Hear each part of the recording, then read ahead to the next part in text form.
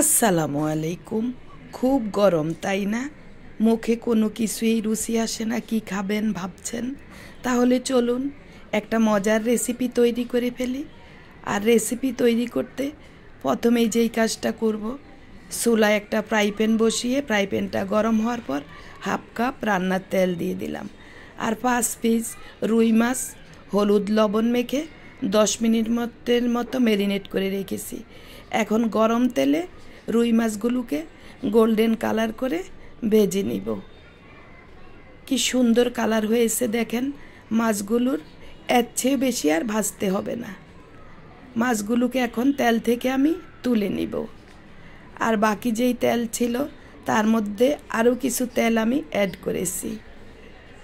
এখন আমি একটা মশলা তৈরি করেছি দিয়ে দিব। আর এই মশলাটা তৈরি করতে আমার লেগেছে মাঝারি সাইজের 2টা টমেটো, বড় সাইজের 2টা পেঁয়াজ, হাতের মুঠায় 2 মুঠ নারিকেল কোরানো, আর হচ্ছে হাতের মুঠায় 2 মুঠ সাদা সরিষা।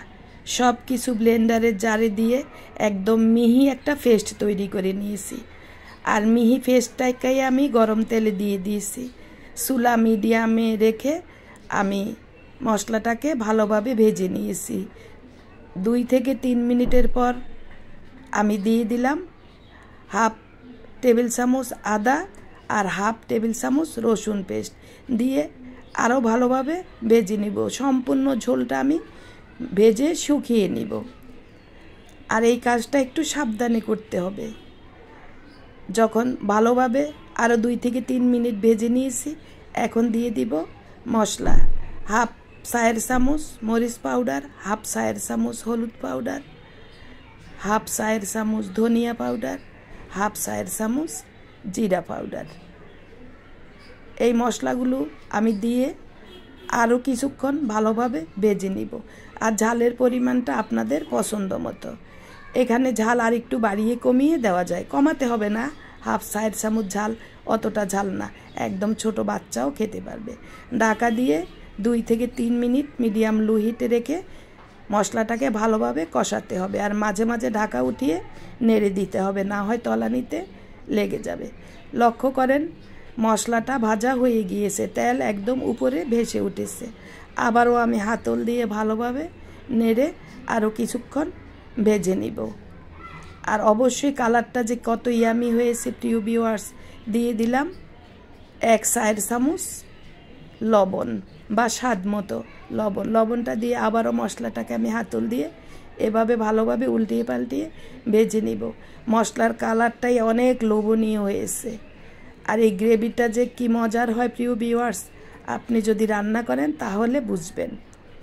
আর ভিডিওটা যদি ফেসবুক পেজ থেকে দেখে থাকেন একটা ফলো, আর ইউটিউব থেকে যারা আজ নতুন জয়েন করেছেন আমার চ্যানেল সাবস্ক্রাইব করে পাশে থাকা বেল বাটন অন করে রাখতে পারেন। আর অলরেডি এই কাজটা যারা করে ফেলেছেন আপনাদের সবাইকে অসংখ্য ধন্যবাদ। মশলাটা ভালোভাবে যখন কষিয়েছি, তেল উপরে বেশি উঠেছে, 6 থেকে 7টা কাঁচামরিচ মাঝখান থেকে একটু ফালা করে দিয়ে দিলাম। আর এখন দিয়ে দিলাম ভেজে রাখা রুই মাছগুলো। এখন আলতো হাতে মাছগুলোর গায়ে সম্পূর্ণ মশলাটা মেখে দিব। যেমন আমরা গায়ে হলুদে পাত্রীর গায়ে বা পাত্রের গায়ে হলুদ মাখাই, ওই রকম করেই মাছের গায়ে মশলাগুলোকে ভালোভাবে মাখিয়ে দিতে হবে, যাতে মশলার স্বাদটা সম্পূর্ণ মাছের ভিতরে ঢুকে যায়। এভাবে কিছুক্ষণ নাড়াচাড়া করে দিয়ে দিলাম 1 কাপ পানি। পানিটা দিয়ে ভালোভাবে হাতল দিয়ে নেড়ে চেপে চেপে চারদিক থেকে ঘুরিয়ে দিব। আর ঢাকা দিয়ে আমি রান্না করব। ঢাকা দিয়ে রান্না করলে সুবিধা, একদম মশলার ঘ্রাণটা সম্পূর্ণ মাছের ভিতর ঢুকে যাবে আর মাছটাও সফট হয়ে যাবে। এই যে লক্ষ্য করেছেন পানিটা একদম শুকিয়ে গিয়েছে। এখন আমি আবারও আলতো হাতে মাছগুলোকে উল্টিয়ে পাল্টিয়ে দিচ্ছি। আর এই রান্নাটা এইরকমই হবে, মশলাটা সম্পূর্ণ মাছের গায়ে লেগে থাকবে। আর এই মাছ আর মশলা একসাথে ভাত, পোলাও বা খিচুড়ির সাথে মাখিয়ে খেতে কি যে মজার হয় প্রিয় ভিউয়ার্স। আমি এভাবে আলতো করে হাঁড়িটা ধরে ধরে নেড়ে দিলাম। এখন উপর থেকে পরিমাণ মতো ধনিয়া পাতা ছড়িয়ে দিলাম। আর ধনিয়া পাতা ছড়িয়ে দেওয়ার পর কি যে সুন্দর, কি যে মজার, কি যে ইয়ামি স্মেল আসছে, আমার তো এখনই খেতে ইচ্ছে করছে প্রিয় ভিউয়ার্স। আর আপনার কেমন লাগলো কমেন্ট করে জানাতে পারেন। আর এতক্ষণ পর্যন্ত আমার সাথে থেকে যারা রেসিপিটা দেখেছেন, লাইক কমেন্ট শেয়ার দিয়ে পাশে থাকবেন। আর নতুন নতুন রেসিপি পেতে সাবস্ক্রাইব করে রাখুন। আসসালামু আলাইকুম। খুব গরম পড়ছে, তাই শরীর স্বাস্থ্য দুটোই ভালো থাকবে, সুন্দর একটা রেসিপি তৈরি করলাম। আশা করি আপনাদেরও ভালো লাগবে। চুলায় কড়াই বসিয়ে তেল পেঁয়াজ গোল্ডেন কালার করে ভেজে নিলাম। তার সাথে দিয়ে দিলাম হাফ চায়ের চামচ করে আদা রসুন পেস্ট দিয়ে ভালোভাবে ভেজে নিয়েছি। মশলাটাকে একটু ভালোভাবে ভেজে নিতে হবে যাতে কাঁচা গন্ধ দূর হয়ে যায়। এখন আমি দিয়ে দিব ছোট ছোট চিংড়ি মাছ। এই চিংড়ি মাছগুলো সবার বাসাতেই থাকে। ছোট চিংড়ি মাছগুলো দিয়ে ভালোভাবে ভেজে নিব।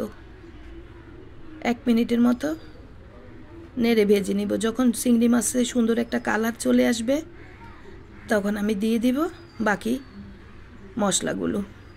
লক্ষ্য করেন সুন্দর একটা কালার চলে এসেছে। এখন প্রথমে আমি দিয়ে দিব পাতলা পাতলা করে কেটে রাখা আলু। মশলা দেওয়ার আগে আলুটাকে আমি ভালোভাবে চিংড়ি মাছ পেঁয়াজের সাথে ভেজে নিব। আর এই চিংড়ি মাছের সুন্দর একটা সুঘ্রাণ আলুর মধ্যে ঢুকে যাবে। ভালোভাবে ভেজে দিয়ে দিলাম স্বাদমতো লবণ। লবণ দিয়ে আবারও নেড়ে ছেড়ে ভেজে নিব।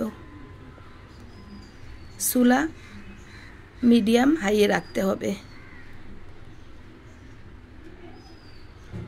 এখন দিয়ে দিব হাফ চায়ের চামচ মরিচ পাউডার। আপনারা চাইলে এখানে কাঁচা মরিচ দিয়েও শুধু রান্না করতে পারেন। আর 1 চায়ের চামচ হলুদ পাউডার, হাফ চায়ের চামচ করে ধনিয়া আর জিরা পাউডার দিয়ে ভালোভাবে হাতল দিয়ে নেড়ে কিছুক্ষণ ভেজে নিব। ভালোভাবে যখন ভাজা হয়ে যাবে তখন দিয়ে দিব 1 কাপ পানি। 1 কাপ পানি দিয়ে আমি প্রথমে চিংড়ি মাছ মশলা আলুকে ভালোভাবে কষিয়ে নিব। আর এই কষানোর মধ্যেই আলুটাকে আমি সিদ্ধ করে নিব। প্রিয় ভিউয়ার্স, যারা ফেসবুক পেজ থেকে দেখছেন, এরকম সুন্দর সুন্দর রেসিপি পেতে যদি চান তাহলে আমার পেজটা ফলো দিয়ে রাখতে পারেন। আর যারা ইউটিউব থেকে আজ নতুন জয়েন করেছেন, আপনারা আমার ভিডিওগুলো দেখেন। যদি ভালো লাগে তাহলে আমার চ্যানেল সাবস্ক্রাইব করেন। লক্ষ্য করেছেন আমি পানি দিয়ে দিয়ে সম্পূর্ণ আলুটাকে সিদ্ধ করে নিয়েছি। আলুটা যখন সিদ্ধ হয়ে গিয়েছে এখন দিয়ে দিলাম আমি ঢেঁড়স ভেন্ডি যে যেটা বলে। এখন এভাবে দিয়ে আমি কষিয়ে নিব। তবে এই অবস্থায় যদি ঢেঁড়সটা দিই, ঢেঁড়স এমন একটা তরকারি বেশিক্ষণ সিদ্ধ করতে হয় না। আর বেশিক্ষণ যদি ঢেঁড়স সিদ্ধ করি তাহলে ঢেঁড়সের কালারটা নষ্ট হয়ে যায়, সবুজ কালারটা থাকে না। তাই আমি আগে থেকে আলুটাকে সিদ্ধ করে নিয়েছি যাতে অল্প আছে আমি ঢেঁড়সটা রান্না করতে পারি। মিনিট 2 মতো কষিয়ে নিয়েছি। এখন দিয়ে দিলাম হাফ লিটার পানি। হাফ লিটার পানি দিয়ে ভালোভাবে হাতল দিয়ে নেড়ে মিশিয়ে দিব সব কিছু। এখন আমি রান্না করে নিব। একটু হাই হিটে করে দিলাম। কষানোর পর আরও একটু পানি আমি সাথে দিয়ে দিয়েছি। একটু ঝোল ঝোল রাখবো, তার জন্য আপনারা চাইলে মাখা মাখাও রান্না করতে পারেন। আমি এই তরকারিটা ঝোল ঝোল রাখবো। আর অনেকেই ঢেঁড়স রান্না করলে ঢেঁড়স তরকারির মধ্যে একটা আঠালো ভাব হয়ে যায়। এইভাবে ঢেঁড়স রান্না করে দেখবেন, একটু আঠালো ভাব হবে না। ঢেঁড়সটা যখন সিদ্ধ হয়ে আসবে দিয়ে দিব টমেটো আর কাঁচামরিচ। আর টমেটোটা মোটা করে কাটতে হবে যাতে টমেটোটা গলে না যায়। আমি টমেটোটাকে গলাবো না, প্রতিটা তরকারি আমার আস্ত থাকবে। লক্ষ্য করেন একটু আঠালো ভাব নেই। আর কি সুন্দর ঢেঁড়সটা সবুজ একদম অরিজিনাল কালার আছে। এই তো আমার রান্না কিন্তু প্রায় শেষ। বলেছিলাম না একটু ঝোল ঝোল রাখবো। আর এই ঝোলওয়ালা তরকারিটা দিয়ে ভাত খেতে না প্রিয় ভিউয়ার্স অনেক মজার। আর লক্ষ্য করেন আলু একদম সফট সিদ্ধ হয়ে গিয়েছে। ভালোভাবে চারদিক থেকে চেপে চেপে আমি এভাবে ঢেঁড়সটাকে ঝোলের মধ্যে ঢুকিয়ে দিলাম। আর এখন আমি উপর থেকে ধনিয়া পাতা ছড়িয়ে দিব। ধনিয়া পাতা ছড়িয়ে দিয়ে আমি চুলা বন্ধ করে দিব। বাস হয়ে গেল খুবই মজার স্বাস্থ্য সচেতন মানুষের জন্য একটা রেসিপি, চিংড়ি মাছ আলু ঢেঁড়সের তরকারি। যদি রেসিপি ভালো লাগে লাইক কমেন্ট শেয়ার দিয়ে পাশে থাকবেন। আল্লাহ হাফেজ।